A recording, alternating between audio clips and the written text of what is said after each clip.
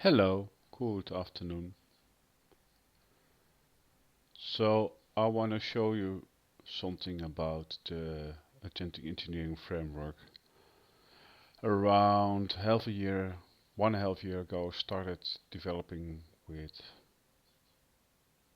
LLMs, and finally, as more other people saw the capability to build material applications without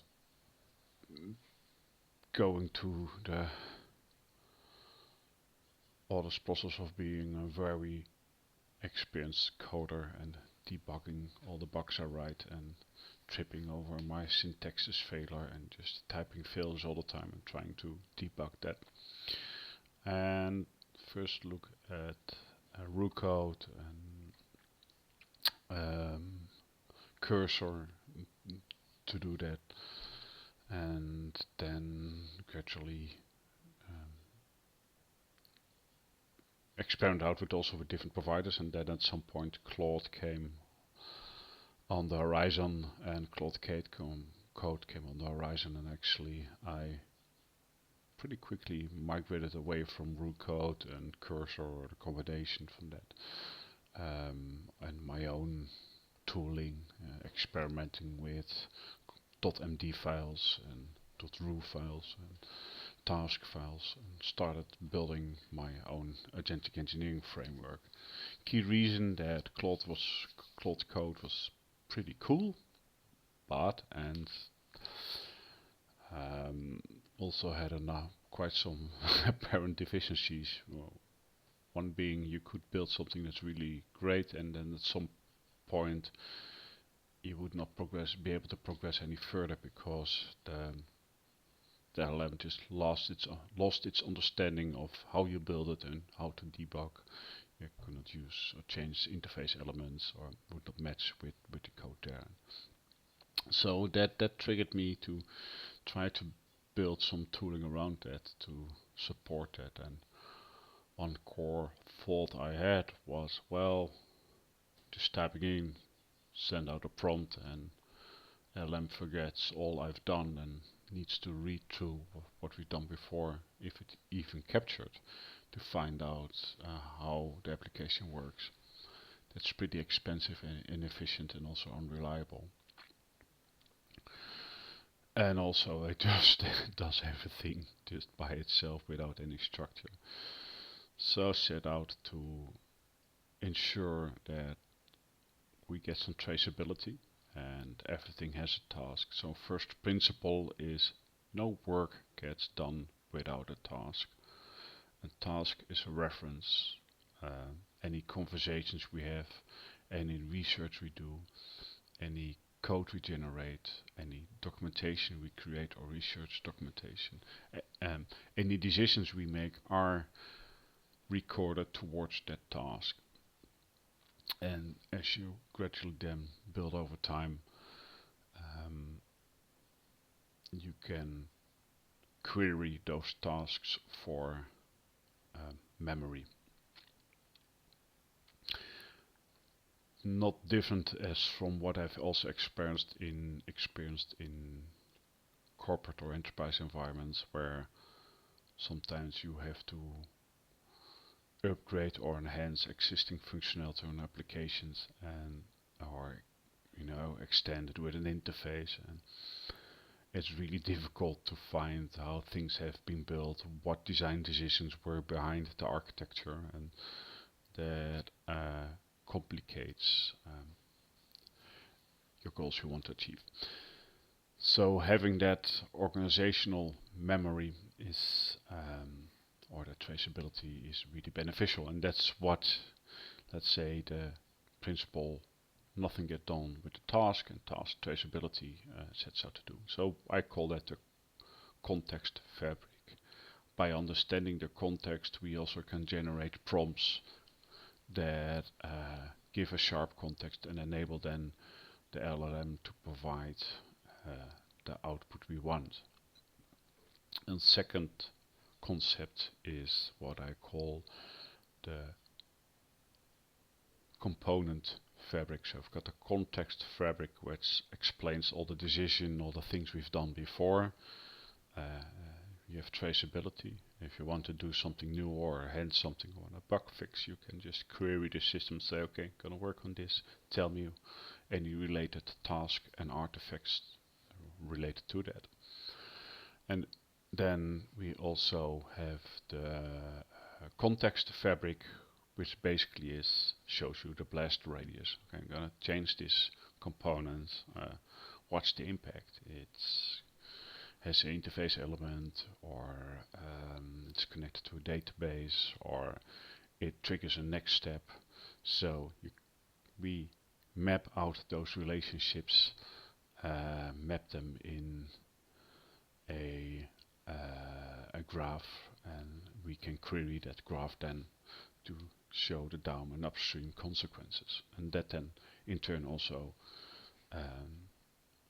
drives the scope of your work. So how does that look like? The component fabric has a nice visual explorer. It's here.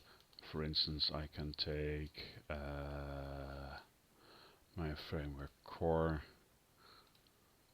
and it has mapped that all out. And as I go along, that fabric gets updated. I can see the source files, I can see the dependency, I can see the tests that are related to that, and that's how I then can query that. And you can also use this to ingest existing code base and then ask questions about it and scope your work.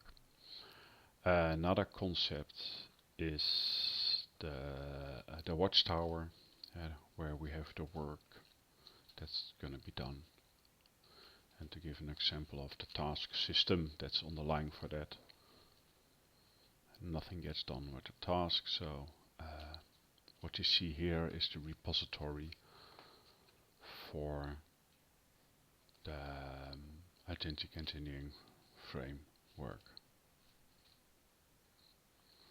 And you can see a simple Kanban board with in progress or planned, captured, in progress issues and tasks that are completed. You can see there are a number of in progress tasks here, which basically are actually still waiting for human review, after which they can be closed. If I go into a task, let me take a very old one. Not so old one, let me see. You can see that each task has a rationale. It got evidence linked, so it links to the artifacts there.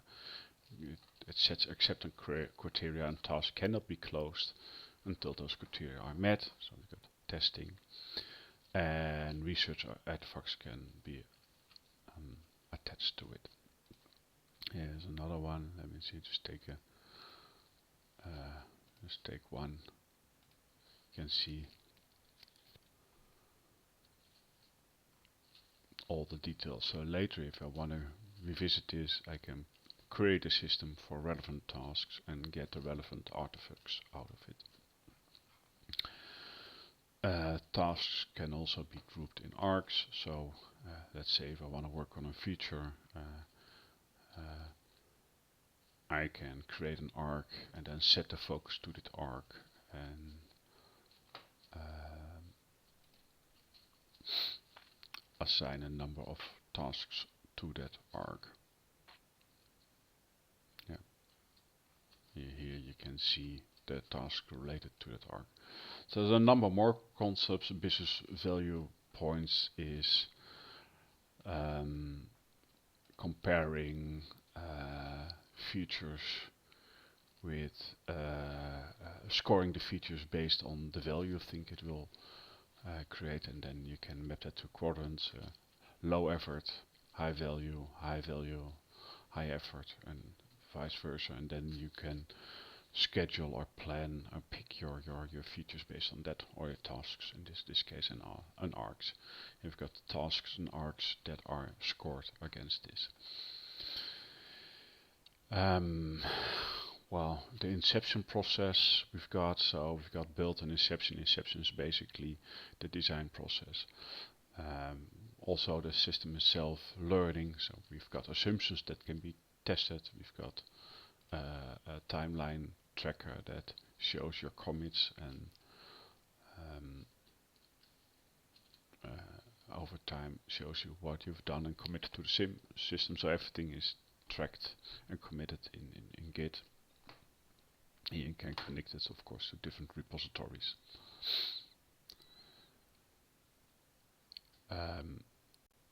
As inceptions are tracked, they also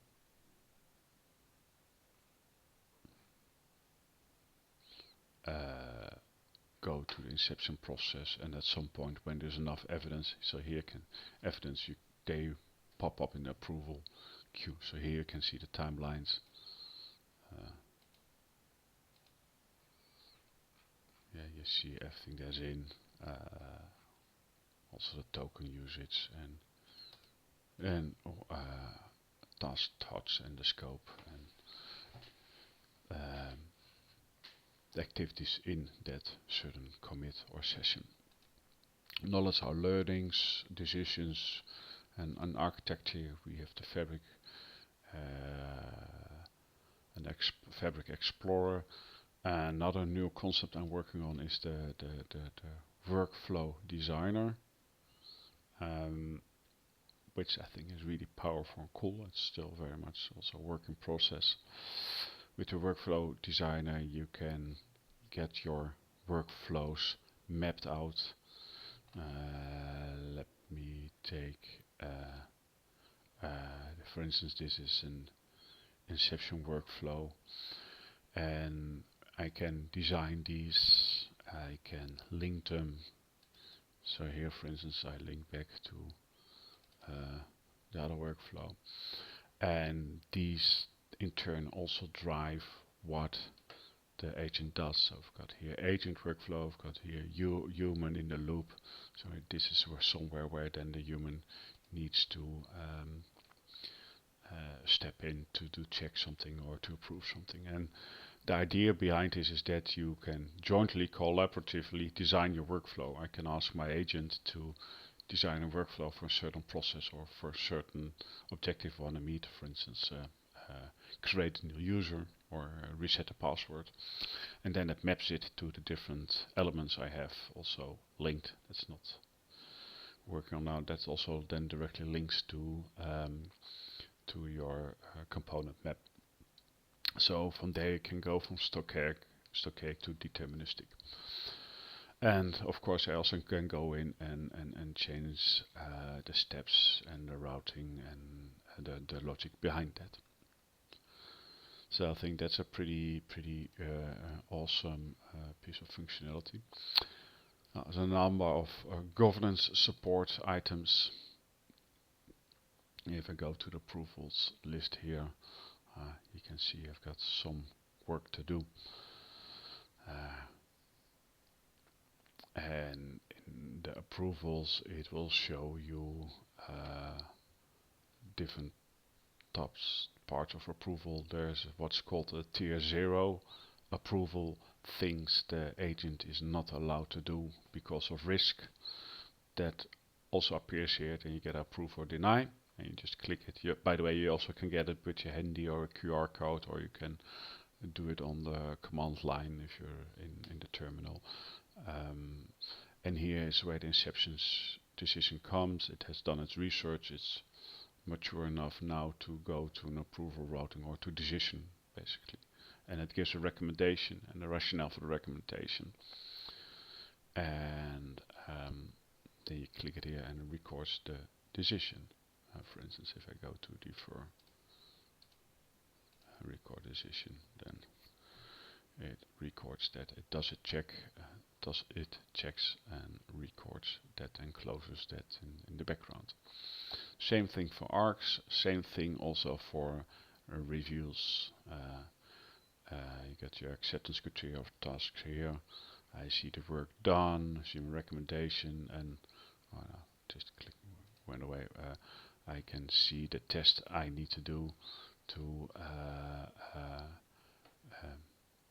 validate that actually I've achieved the result I set out. For many things I also use a testing agent. Another part that I've coupled with this is termlink. You'll find that back in my GitHub.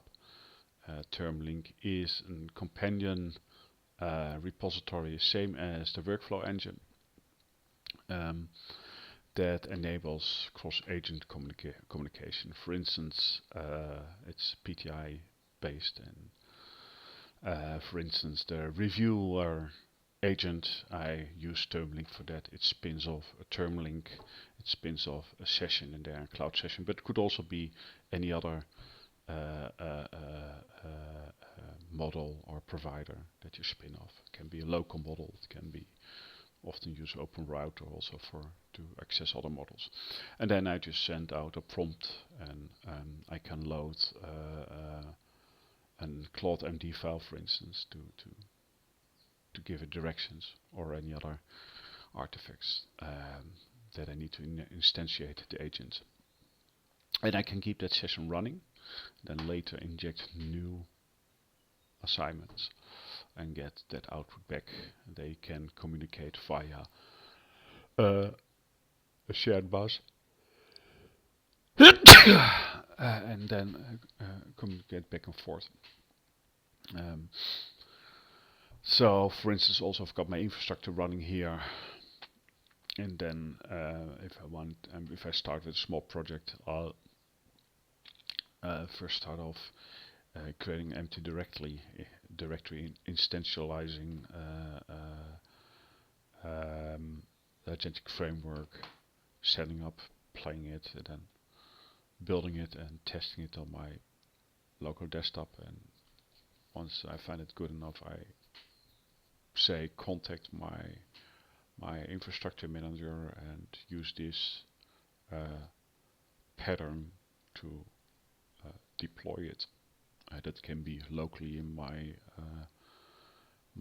local infrastructure, can be outside on a hosted infrastructure I have, and then it goes out to provisions, the FQDNs or databases, or and anything that's needed. So that's pretty cool. And then it communicates back and forth to your line on that. It also sets up repository in my own OneDev or in GitHub or whatever you want. So yeah, that's good to mention. I think that gets default installed and initialized. That's pretty powerful.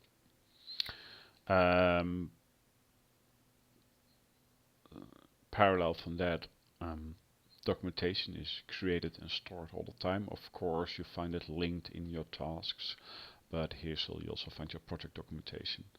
I've got here my governance documentation, my agents that I have there, and all the task and command and research documentation is all here, which also can be queried. And not to forget, of course, I can also change how it looks like.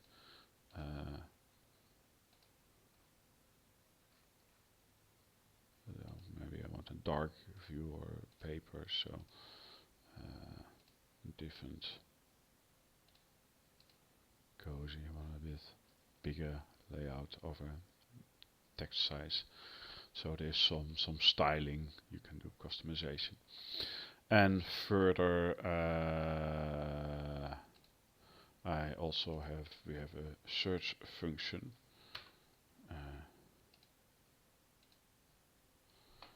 So I need to go to my knowledge area. Then here's the search function. So simple keyword search. Yep, that was not what I wanted. simple keyword search. Um, yeah, but also AI assisted search, so natural language search. It chunks everything in a vector database and can query it back then, com combined with keyword. That's also used for the context fabric or the to retrieve information. Currently, we've got Olayama here as model. But you can use any provider you want. You can also use OpenRouter or other things. So, yes, that's it in short. And to start it, let me give you a test. So if you want to start it, I use it on Linux Mint currently.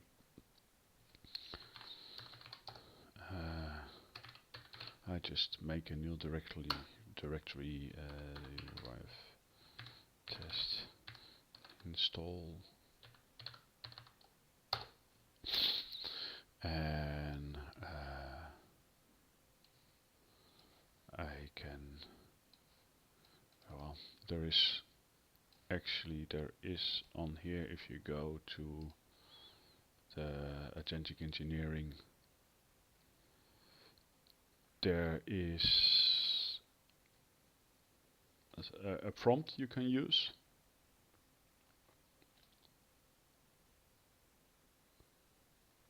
So let me take this one, let me take a fresh, and I just use Claude.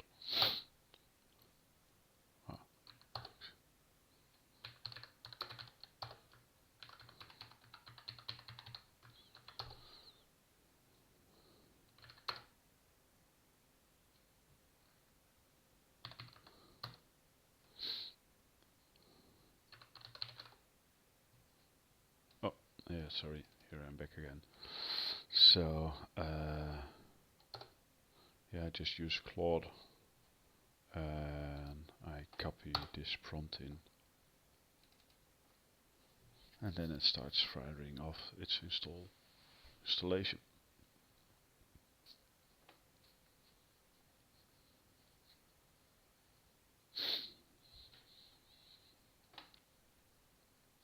And once it's installed, it will ask you for your first inception. It will ask you which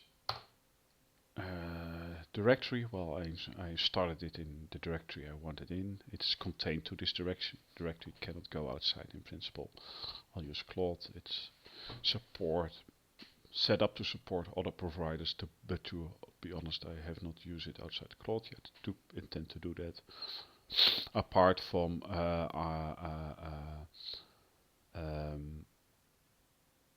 the dispatching to other agents and other models, of course, that's possible using Termlink.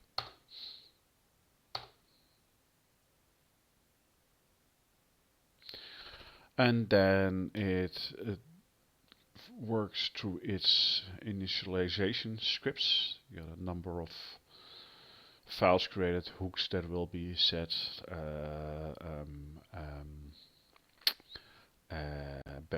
cron jobs set up. You see a number of warnings. I think I now also gave it the instruction to remediate the warnings, and it will, as part of the installation, and if not, then you can just run audit afterwards. Also good to give it then the command audit, FA audit, remediate warnings, and it will also start the watchtower. And the watchtower is this web interface I showed you. It will work without, but the watchtower is really convenient to use, I believe. And you can see it now asks me for the first inception. It will start ask you to